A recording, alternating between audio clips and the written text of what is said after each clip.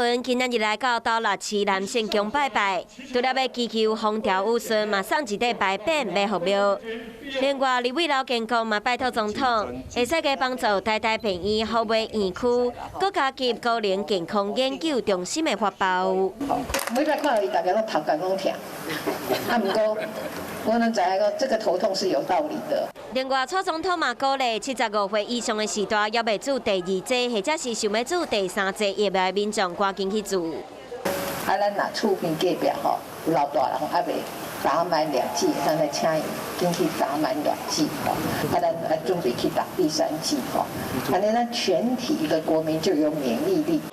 目前国内疫情紧张，总统蔡英文嘛搁一摆呼吁，要要做第2剂，或者是想要做第3剂的民众，会使赶紧去做，才会当有搁较好的防护力。